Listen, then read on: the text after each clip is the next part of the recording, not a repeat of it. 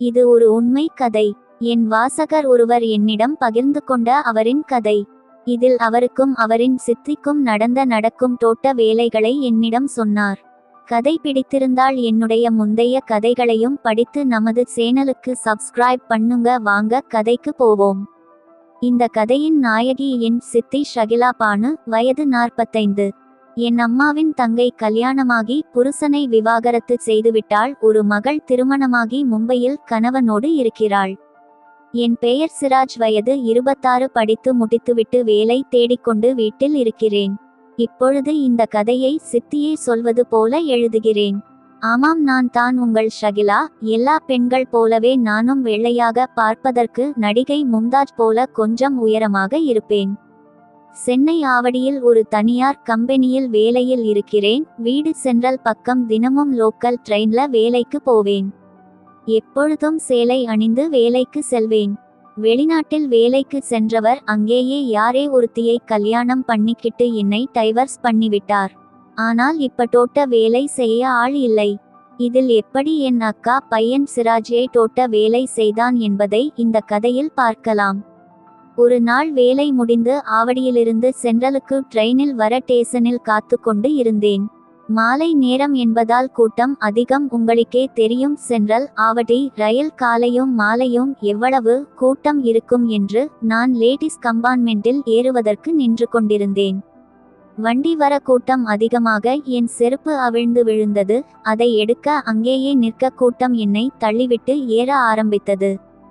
சரி, அடுத்த கம்பார்ட்மெண்ட் ஆண்களேடது. சரி, அதில் ஏறலாம் என்று அங்கே செல்ல வண்டியும் நகர்ந்தது. சரி என்று கூட்டத்தில் ஏறிவிட்டேன். நிற்பதற்கு கூட இடம் இல்லாமல் அனைவரும் நின்றார்கள். என்னையும் சேர்த்து ஒரு 4 பெண்கள் மட்டுமே அந்த பெட்டியில் இருந்தோம். ஒரு லவ்வர், இருவருக்கும் கம்மியான வயதுதான் இருக்கும். ஒரு வயதான அம்மா, அவர்களின் பையனேடு நிற்க ஒரு குடும்பம், கணவன் மனைவி குழந்தை. அவர்கள் அமர்ந்து கொண்டு வந்தார்கள். மீதம் இருந்தவர்கள் அனைவரும் ஆண்கள். வயது வித்தியாசம் இல்லாம் அனைத்து வயதிலும் இருந்தார்கள். நான் பர்தா மாட்டியதால் முகம் மூடியிருந்தது. என் பேக்கை பசங்க காலேஜ்க்கு எடுத்து செல்வது போல முன்னாடி மாட்டியிருந்தேன். அந்த கூட்டத்தில் ஒரே வேர்வை நாற்றம். ஆனால் கொஞ்சமாக அத்தர் வாசனையும் வந்தது. அதனால் கொஞ்சம் கொஞ்சமாக மூச்சு விட முடிந்தது. அங்கு திடீர் என்று ஒருவன் தோட்ட வேலை செய்ய பார்த்தான். அப்பொழுது தான் கவனித்தேன், அது நம்ம அக்கா பையன் சிராஜ் என்று. அவன் மீண்டும் தோட்ட வேலை செய்ய ஆரம்பித்தான். அவன் தோட்ட வேலை செய்தது சித்தி தான் என்று அவனுக்கு தெரியாது. ஆனால் எனக்கு தெரியும், தன் மகன் தான் என்று. அடுத்து 2 நாட்கள் ஆபீஸ் விடுமுறை என்பதால் அசதியில் அப்படியே தூங்கிவிட்டேன். எழுந்து பார்க்கும்போது மணி 11 ஆகியிருந்தது. போனை எடுத்து பார்க்கும் போது அவள் அக்காவிடமிருந்து 5 மிஸ்ட் கால். என்ன அவசரம் என்று மீண்டும் அழைக்க மறுமுனையில், அக்கா ஒண்ணுமில்லைடி, நாளைக்கு காலையில நானும் அவரும் ஊர்ல கல்யாணம் ஒண்ணுக்கு போறோம். சிராஜ் தனியாதான் வீட்டுல இருப்பான், சாப்பாட்டுக்கு மட்டும் அங்க வர சொல்லுறேன், நீ கொஞ்ச பாத்துக்கோ என்றாள். அதுல என்ன இருக்கு அக்கா, ஒரு ஆளுக்கு செய்யறத 2 பேருக்கு செய்ய போறேன், அவ்வளவுதான், அதுல என்ன இருக்கு என்றேன். சரி, காலையில அவன் வரலனா போன் பண்ணி கூப்பிட்டுக்கோ, நாங்க விடிய காலையிலேயே கிளம்பிடுவோம் என்று பேசிவிட்டு போனை வைத்தாள். அப்பா, நமக்கு தோட்ட வேலை செய்யலாம் என்று அப்படியே தூங்கி விட்டேன். காலை எழுந்ததும் சிராஜ்க்கு போன் செய்து சாப்பிட வரும்படி அழைத்தாள். அவன், எனக்கு வேண்டாம் சித்தி, நான் வெளியில சாப்பிட்டுக்கறேன் என்று கூற, அது எப்படி, நான் உனக்காக இங்கு எல்லாம் பிரியாணி ரெடி பண்ணி வச்சிருக்கேன், எனக்கு தெரியாது, நீ சீக்கிரம் வா என்று கூறிவிட்டு போனை வைத்தாள். நான் போய் சமையல் செய்து விட்டு இருந்தேன். சிராஜ் கதவை தட்ட நான் போய் கதவை திறந்து அவனை வரவேற்றேன். அவன் என்னை பார்த்து அதிர்ச்சியில் அப்படியே நின்றுவிட்டான். நான், டேய் சிராஜ், இங்க பாரு என்று கூற அவன் நினைவு வந்தவனாக, என்ன சித்தி என்று கூறினான். அப்படியா, அப்படி என்ன ஆச்சு? அப்படி இல்ல சித்தி, நீங்க எனக்கு அம்மா, எப்படி தோட்ட வேலை செய்வேன் என்றான். ஷகிலா அவனை பார்த்து, நேத்து ரயில்ல ஒருத்தன் தோட்ட வேலை செய்கிறான், அதிலிருந்து உடம்பு சரியில்லை என்றாள். சிராஜ்க்கு இப்பொழுது உடல் நடுங்க, வேர்க்க துவங்கியது. வாய் குளற, ஐயோ சாரி சித்தி, மன்னிச்சிடுங்க, அம்மா அப்பா கிட்ட தோட்ட வேலை செஞ்சது சொல்லிடாதீங்க என்று கொஞ்சினான். நீ ஏன் என்கிட்ட மன்னிப்பு கேக்குற? நான் தான் உனக்கு நன்றி சொல்லணும். எத்தனை நாள்தான் நானும் தோட்ட வேலை செய்யாமல் இருப்பது? இதையெல்லாம் கேட்ட சிராஜ், சித்தி ரயில்ல உங்கள பார்க்கும் போது நீங்க தானு எனக்கு தெரியாது. சரி வாட வந்து பிரியாணி சாப்பிடு என்றாள். சித்தி வேண்டாம் நீங்க போய் தூங்குங்க. டேய் பிரியாணி நான் ஏற்கனவே செஞ்சு வச்சிட்டேன் வந்து சாப்பிடு என்றார்கள். சித்தி டேய் நீ வேலைக்கு போறது இல்லையா என்று கேட்டாங்க. நான் படிச்சது இன்ஜினியரிங் எனக்கு எப்படி வேலை கிடைக்கும் என்று சொன்னான்.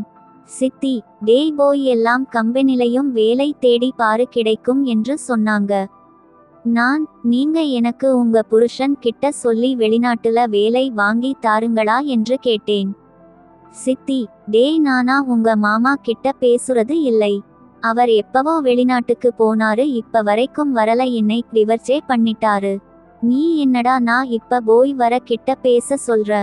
சித்தி நீங்க அவர் கிட்ட இருந்து உங்களுக்கு எதுவும் சொத்து வாங்கணுங்கள இல்லையா? இல்லடா அவர் காசு சம்பாதிக்க தான் வெளிநாடு போனார் ஆன வரவே இல்லை. அங்கேயே வேற ஒரு பொண்ணை கல்யாணம் பண்ணி கொண்டார். இல்ல சித்தி மறுபடியும் அவர் உங்க கூட சேர்ந்து வாழ நினைக்கலாம்ல என்றேன். அவர் உயிரோட இருக்காரா இல்லையா என்று கூட எனக்கு தெரியாது டா. என்னோட புருஷன் இருந்த நான் எதனால் தோட்ட வேலை செய்ய போறேன். சரி பேசுனது போதும் வந்து பிரியாணி சாப்பிடு என்றார்கள். நானும் பிரியாணி சாப்பிட்டேன். சரி நான் கிளம்புறேன் என்று சொன்னேன். டேய் நீ வேலைக்கு போக போறது இல்லை அபாரம் என்ன உங்க அம்மா வர வரைக்கும் இங்கேயே தூங்கிட்டு போ என்றேன். இல்ல சித்தி என்னோட ஃப்ரெண்ட் வருவான் நாங்க வெளிய போகணும் என்றேன். அவன் வரதுக்குள்ள கொஞ்சம் நேரம் தோட்ட வேலை செஞ்சுட்டு போ என்று சொன்னாள். சரி சித்தி மதியம் சிக்கன் குழம்பு வேணும் என்னோட பிரண்டை இங்க வர சொல்லட்டுமா என்றேன். சரி வரச் சொல்லு என்றேன். நானும் என்னோட பிரண்டுக்கு போன் பண்ணி இங்கேயே வாடா என்று சொன்னேன். அவனும் வீட்டுக்கு வந்தான். நானும் என்னுடைய பிரண்டும் நிறைய பேசிக்கொண்டு இருந்தோம். சித்தி வந்து எங்களை சாப்பிட கூப்பிடாங்க. நாங்களும் சாப்பிட்டோம். அப்போ என்னோட ஃப்ரெண்ட் கிட்ட சொன்னேன் டேய் நான் சொன்னேன்ல தோட்ட வேலை செய்தேன் என்று இது தான் என்னுடைய சித்தி என்றேன். அவனுள் சித்தி நீங்க செஞ்ச சிக்கன் குழம்பு ரொம்ப நன்றாக இருக்கு என்றான். சரி நாங்க கிளம்புறேன் என்று சொன்னேன். ஆனால் என்னுடைய சித்தி உன்னோட ஃப்ரெண்ட் இங்க இருக்கடும் கொஞ்சம் வீடு க்ளீன் பண்ணணும். சரி என்று கிளம்புறேன் என்று சொல்லிவிட்டு தூரமா வந்து அப்புறமா வீட்டுக்கு போய் பார்த்தேன். அங்கு அவங்க தோட்ட வேலை செய்து கொண்டு இருந்தாங்க. சித்தி மீது எனக்கு கோபம் வந்தது. சரி என்ன பண்றது எல்லாம் தலையெழுத்து என்று என்னை நானே திட்டிக் கொண்டு அங்கு இருந்து கிளம்பினேன்.